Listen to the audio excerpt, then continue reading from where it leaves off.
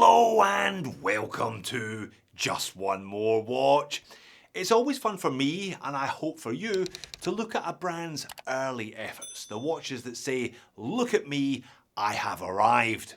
And I have looked at some cracking first and second attempts over the years that really have staked a claim for their respective brands. It's even more fun, I think, though, when you look at a brand's further releases. That's when you begin to see where it is they're going, what it is they're trying to do in terms of design, in terms of overall aesthetic, in terms of their approach, and in terms of their pricing. It's these subsequent releases that really give you an idea of where a brand is heading. Today, we get to look at the third watch by French-Canadian micro-brand Heron. Now, I looked at their second watch about 18 months ago. It was called the Mariner, and it was a retro-style dive watch. Today, I get to look at their third watch, the Mirabel, a dress watch with a trick up its sleeve. Now, you saw the pop-up. This video is sponsored by Heron. I will therefore, of course, leave a link to this watch on their website in the description of the video. These are now available for purchase, with watches being delivered in October. Now, there's a clear sign of progress for the brand because the Mariner was a Kickstarter launch. They clearly feel that they are now established enough that they can do a pre-order campaign in-house rather than through that platform. So what is the Mirabel then? Well, the brand refers to it as a dress watch with a party trick. It's a dress GMT, which is indeed a bit of a rarity.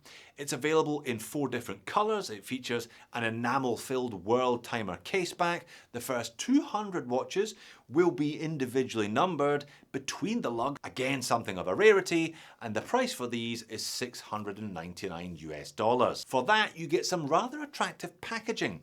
I do like the outer box. It almost looks photined. It's certainly quite deliberately designed to look like a blast from the past. It comes with a polishing cloth and a much more contemporary looking clamshell box. We've all seen these before. A number of brands are using the same thing these days. 2-year warranty, I should say, as with all other Herons. Dimensions on this one then, well, I measure it at 37.4 mils in diameter, bang on 12 mil thick, with a very compact lug-to-lug of only 43.3. That really is short. You will therefore have no problems whatsoever with this one, even if you have super slim wrists. 20 mils between the lugs. It's a piece of box dome sapphire crystal with anti-reflective undercoating, 50 meters of water resistance, and a Miyota 9075 running the show. Weight as supplied here on the leather strap is 66 grams, and the leather strap is without a doubt one of the nicest parts of the package. If I flip it over, you can see it's an off-the-shelf item from Deluxe. It's nicely embossed, it's nicely stitched, it's very soft and comfortable, it smells good, it has quick release spring bars, and a really lovely piece of hardware. Very, very nice indeed. That big curve you see there means that it doesn't tend to dig into the leather quite as much, so you're less likely to get that unsightly deformation of the strap, even with long-term use. Case finish is pretty simple. Brushed sides, high polished chamfer, high polished lugs, moving into a brushed, then polished fixed bezel. So, brush, polish, polish, brush, polish then. There is a high polish undercut to the case as well, to the mid case, but it's so far up, it's not there for comfort. It's just there to make the case look slimmer and more sculpted. The crown is a highlight. They call it a pilot style crown. Now, it's neither a pumpkin nor an onion. It's more a diamond shape, and it does have that noticeable blue cabochon. How very Cartier. And there's definitely a whiff of Cartier about their enamel sector dial as well. Perhaps most notably in Heron's use of Roman numerals. It really isn't all that often you see brands mixing Romans and Arabics on the same dial, apart from California dials of course, but I actually quite like it when they do. It was one of the reasons why the old Phoebus Eagle Ray GMT managed to stick around in my watch box for so long. That one clearly very different from this one though. The Mirabel is much more subtle. Now the center section has that sector pattern, broken up only by the brand name above the pinion. No other dial text here, which is nice. There's a printed hoop splitting the sector from the hour markers, and a further train track splitting the hour markers from the GMT markers. Now the boxed sapphire does distort those GMT markings just a little bit from some angles, but remember, the GMT function is the party trick and not the point of the watch apparently. Hands are thermally blued alpha style hands with beveled hour and minutes, and there's even a cap on the top of the seconds hand to hide that unsightly pinion. Now the GMT hand is half black and half silver. There's even a tiny little bit of blue colouring to the AR undercoating on that box sapphire crystal. Personally, I think that picks out the blue hands nicely.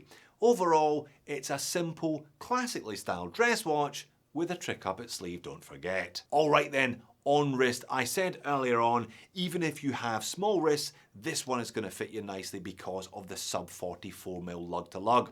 I've got a 7-inch wrist, it fits me well. I reckon you'll have no problems down to a 6-inch wrist or perhaps even smaller comfortably with this one. Conversely though, there are enough holes in this strap to fit an 8-inch wrist comfortably. It's not a watch that has a huge amount of wrist presence, at least not in this very simple white colour variant anyway.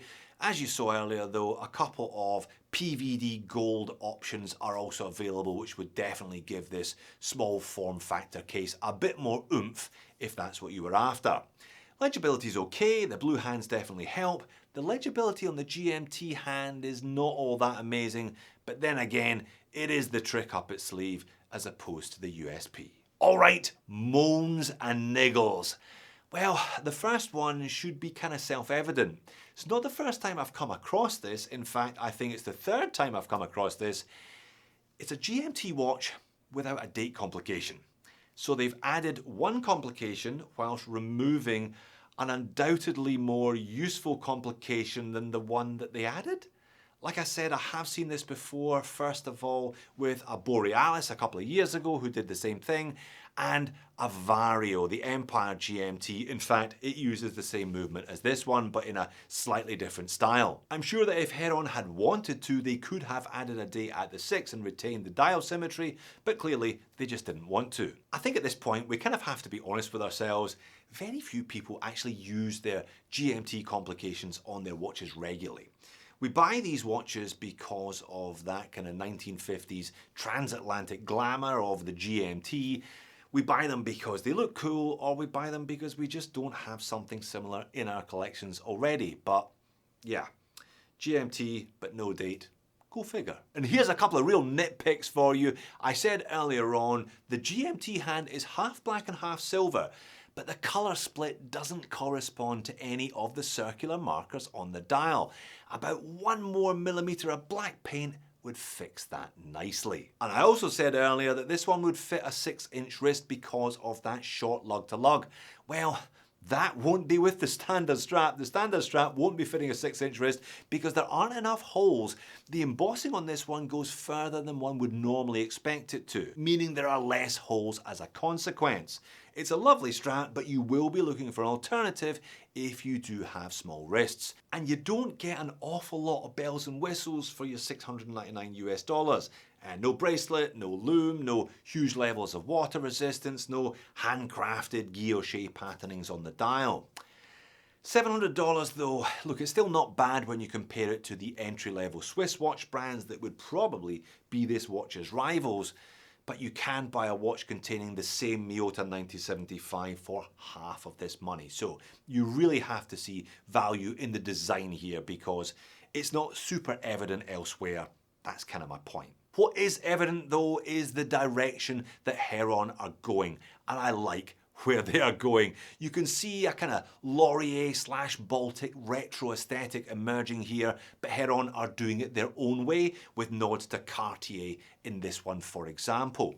And they're clearly trying to establish themselves in that $500 to $1,000 US bracket, the aspirational micro brand, if you will, and justifying that extra expense with the likes of the thermally blued hands and the beautiful bespoke deluxe strap on this one. And you can see a clear progression with each new model they release. So much so, I'm looking forward to the next one already. I wonder what its party trick will be. So there you have it. While you're here, you really ought to check out the Heron Mirabel or one of its obvious rivals, the Lorier Neptune. Thanks for watching. I'll see you again soon.